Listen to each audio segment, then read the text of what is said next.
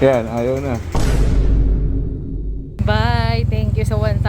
Wow naman! Nangingi ng pera. Paano nga, piniperahan mo ako eh. Yamaha Mio Aerox 123,000, Yamaha NMAX 153,000, Yamaha R3 291,000, Yamaha R1M 1.7 million. So yun guys, ngayong araw papa-change oil natin tong Yamaha T-Max, pero nagloloko rin to ng konti. Click-click lang, ayaw tumulo. So natawag ko na to sa Yamaha, parang starter relay daw. Pag nakailang ulit ka, yun. Kung minsan sa tsambahan mo, huwag natin papatayin, dadali na natin diretso sa Y-Zone sa may Mandaluyong. Bye, thank you sa 1,000. Wow naman! Naalis ako, lagi kang nangingi ng pera. Papa-change oil lang ako, pero May kiss naman ah. Sana parang nangyari, piniperahan mo ako eh. 1,000 lang piniperahan ka. Wow. Wow naman! Wow boy. Yayamanin ka boy. So syempre, big shout out kay Imprint Custom. Laging tayong binibigyan ng napakaraming jersey at mga apparel. At syempre, shout out kay Kaberg Helmet. Syempre, thank you Boss Bry. Napakaganda niyan guys. So, napakagaan, carbon. So, dito tayo ngayon guys. So, wow, ang lamig. Wow Sarap naman! dito. Aircon tayo guys. Sana Mapapastart mo siya ba sa timing, dahan-dahan, ganun. Lamang na yung ayaw eh. Oh no! Yan, ayaw na. Pero may timing yan, minsan. Ayan oh. Kaya napapaandar ko pa rin. Kaya lang, paano kung ayaw na talaga? Mabilisan na pindot para di mapahiya. So minsan, mapupundi yun, ganun. Oo. Kadalasan na nangyayari kasi dyan, mali nung mga clients natin, yung false start na tinatawag, yung pinipitik lang yung ano. Doon nasisira yun. Sira. Pag nagko-contact yung dalawang terminal niya, nag-spark lang siya, nagkakaroon ng carbon. Kaya minsan pag lumapat, carbon sa carbon lang yung nag-ano, hindi siya nagko-contact. Ay. Eh, syempre, pag nag-start na, hindi kawan. Pero sakit ba ng T-Max yan? Halos lahat ng unit, sir, meron yan. Kahit ibang brand. So, dito muna tayo guys. Kaya dito tayo nagpagawa ngayon. Kasi hindi natin alam yung parts na papalitan. Kasi medyo mahirap yung parts ng T-Max eh. Hindi siya common. So, kailangan natin CVT belt. Kasi ang palitan daw nun is 2019 yung year model na sa atin. So, 2024 na, 5 years na. Usually, pinapalitan yan 18,000 km odo or 2 years. Pero sa atin, 8,000 odo pa lang. Kaya lang 4 years na. Kaya kailangan natin palitan. Tapos yung starter relay na nagpapalya. So, mahal ang belt na ito guys. Nakabahan ako sa presyo. Siguradong original yung pyesa. So, hindi siya nabibili sa mga talyer-talyer lang. Yung belt po 5.5, starter relay po 1.9. Wala bang discount yung PWD? What? Hindi. Saan ako magbabayad kaya? Kasi po, pero may tayo lang. Okay. 7.4. So, merong promo period April 15 to April 31. Pagka bumili kayo ng mga consumables like sa mga belts, etc., oil filter, meron kayong 800 pesos, meron kayong isang raffle coupon.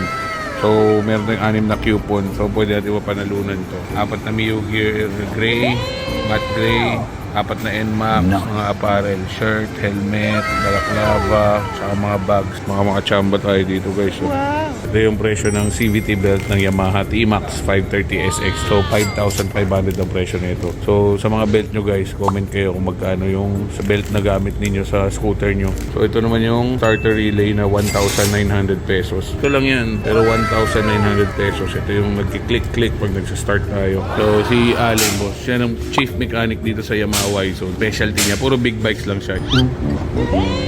Hindi masyado, no? Madumi na yan. Sobra na yan. So yung belt na yan, pwede ko pang stock yan, no? Hindi na rin. Hindi na rin. Ano kasi, Nabubungi. Or gumagato, ganun.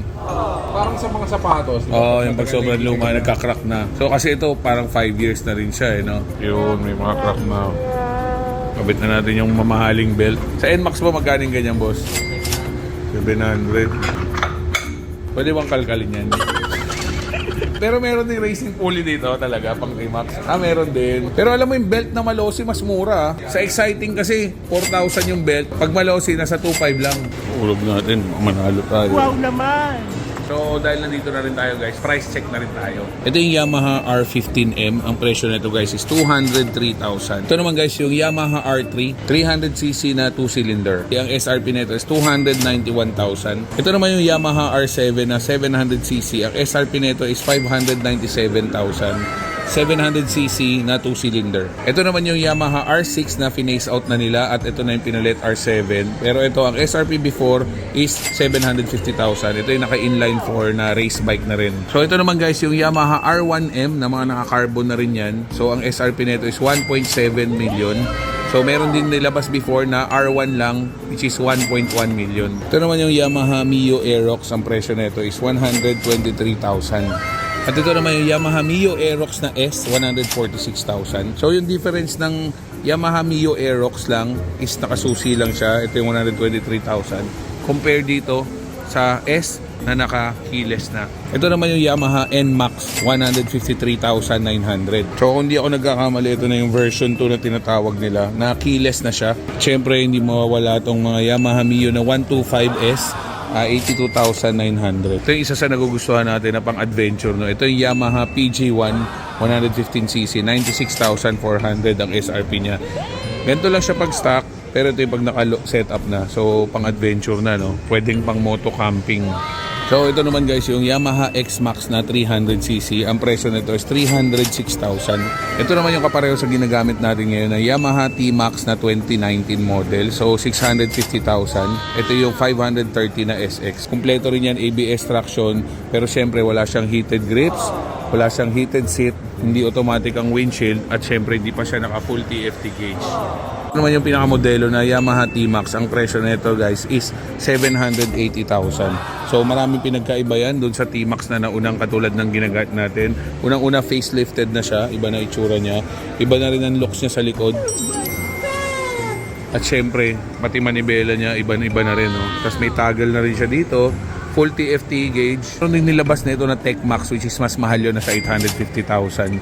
So, yung Tech-Max na ganitong itsura, automatic ang windshield, may heated seats, may heated grips, at syempre ganoon din TFT. So ito yung mas murang version, 780,000. Mas nakatipid ka ng around 70,000, pero hindi automatic ang windshield, hindi heated grips at hindi heated seat, which is di naman natin masyadong magagamit dito sa Pilipinas. Ito naman yung pinakabago na Yamaha MT-09 na SP. Ang brand new price nito is 800,000. Ito yung naka-Olings na naka-Brembo na. So ito naman guys yung Yamaha MT-10 na SP, 1000cc yan. Presyo niya is 1.1 million. So ito naman yung mas mababang version, 700cc Yamaha MT-07. Ang brand new price nito is 500,000 pesos. At ito naman yung Yamaha MT-03, 300cc to guys. Ang presyo niyan is 285,000. Ito sa isa sa pinaka-adventure bike nila. Ito yung parang katapat ng BMW GS 1250. So Tenere 1200. Ang brand new price nito guys is 1 million. At ito naman yung nakababata niyang kapatid na Tenere 700. So ang brand new price nito is 700,000. Ito naman yung XSR 700. Same engine to sa MT-07. Pero ito yung parang classic look nila. Ang SRP nito is 539,000. Ito naman yung pinakamurang version ng XSR. Ito yung XSR 155. Ang brand new price nito is 182,000. Pero halos magkamukha sila guys, no? Siyempre iba lang yung engine yan, mas maliit. Ito yung small, pinakabunso ng XSR family. At ito naman guys yung Yamaha XSR 900. Ang brand new price nito is 730,000. So ito na yung pinaka new look, napakaganda nito guys. So ito yung black version ng Yamaha XSR 900. Ito yung pinaka blue. So mas type ko yung blue kasi kulay gold yung shocks. Siyempre maraming di nakakaalam guys na merong ganitong bike si Yamaha. So ito yung Yamaha Bolt na 950cc. Ang presyo niyan guys is 620,000. So ang katapat nito guys is parang yung Honda Rebel na 1100 o yung Honda Rebel 500. Pero ito is 950cc. Napakalaki ng engine guys. At syempre belt drive na rin to. Parang same sa mga Harley Davidson. At ito naman yung sports touring nila guys na Yamaha Tracer 900 GT. Ang presyo nito guys is 930,000. 900cc na 3-cylinder. Same engine sa mga MT-09 at XSR 900. Ang katapat nito guys is yung Kawasaki Versys 1000 at syempre yung V-Strom 1050 DE. So balik na tayo sa motor natin guys. Nakapagpalit na tayo ng belt. Nakapagpalit na rin tayo ng starter relay. Tapos good to go na. Confirm na ang sira is starter relay. Starter relay boss no? Testing natin. Yun. Boss Allen, thank you ah.